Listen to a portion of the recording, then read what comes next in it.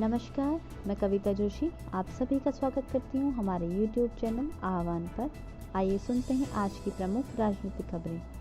Samajwadi party इस बार उत्तराखंड की सभी 70 सीट पर उतारेगी प्रत्याशी।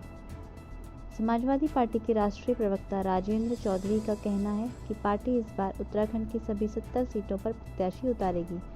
उन्होंने कहा कि उत्तराखंड की जनता एक बार सपा पर भरोसा करे तो यहाँ बेरोजगारी दूर करने के साथ नए उद्योगों के विकास और पलायन पर रोक की नीति लागू करेंगे।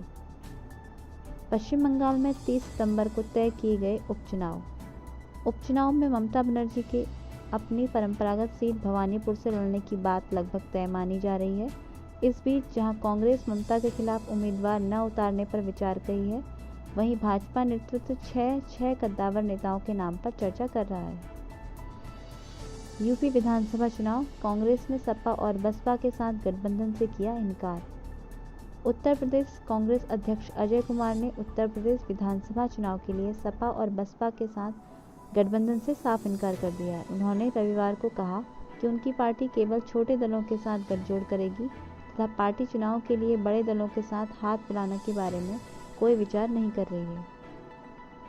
मुख्यमंत्री धामी आज अल्मोड़ा में भाजपा की जन आशीर्वाद रैली में करेंगे शिरकत। उत्तराखंड विधानसभा चुनाव 2022 के चलते मुख्यमंत्री पुष्कर सिंह धामी भाजपा की जन आशीर्वाद रैली को संबोधित करेंगे।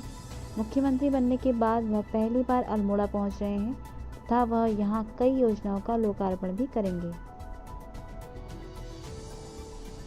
यूपी कांग्रेस चुनावी रणनीति को लेकर दूसरे गैर भाजपा दलों के रुख का कर रही इंतजार।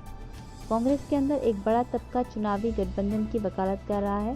प्रदेश कांग्रेस नेताओं की दलील है कि पार्टी अकेले चुनाव लड़ती है तो पिछला प्रदर्शन दोहराना भी मुश्किल होगा, पर अभी तक गठबंधन को लेकर कोई तस्वीर नहीं बनी है। ऐसे में पार्टी खुद को अकेले चुनाव मैदान में उतारने के लिए भी तैयारी कर रही है।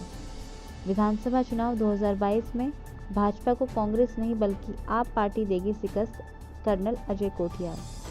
आम आदमी पार्टी के वरिष्ठ नेता और सीएम पद के उम्मीदवार कर्नल अजय कोठियाल ने कहा कि विधानसभा चुनाव 2022 में भाजपा को कांग्रेस नहीं बल्कि आम आदमी पार्टी ही शिकस्त देकर प्रदेश में सरकार बनाएगी और उत्तराखंड नवनिर्माण के अपने संकल्प को पूरा करेगी। प्रदेश में भाजपा की सरकार है, लेकिन जनता ने भाजपा से जो उम्मीदें की थी उस पर वह खरी नहीं उतर सकी है। उत्तर प्रदेश कांग्रेस कमेटी में किए जाएंगे बड़े फेरबदल। उत्तर प्रदेश कांग्रेस कमेटी में फिर फेरबदल की तैयारी है। जो पदाधिकारी चुनाव लड़ेंगे उनकी जिम्मेदारियां कम की जाएंगी, वहीं निष्क्रिय पदाधिकारियों को बाहर किया जाएगा। वहीं नई सूची पर मंथन चल रहा है, जल्द ही औपचारिक घोषणा की जाएगी। दिल्ली प्रदेश भाजपा ने नगर निगम चुनाव के लिए चलाया जनसंपर्क अभियान।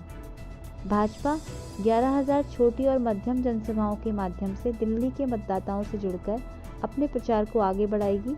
प्रदेश भाजपा के महासचिव हर्ष मल्होत्रा ने कहा कि पार्टी ने 11 सदस्यीय कार्यकर्ताओं की समितियों का गठन करके करीब 14,000 बूथ स्तर की इकाइयों को पहले ही मजबूत कर लिया है, जो हर घर तक पहुंचने में महत्वपूर्ण भूमिका निभाएगी। नेशनल मोनेटाइजेशन को लेकर विपक्ष के साथ आरएसएस भी कर रही सरकार का विरोध। राष्ट्रीय स्वयंसेवक संघ से जुड़े संगठनों ने इस प्रोग्राम के अलावा महंगाई और तालिबान के साथ नई दिल्ली की औपचारिक मुलाकात को लेकर भारतीय मजदूर संघ ने नाराजगी जाहिर की है।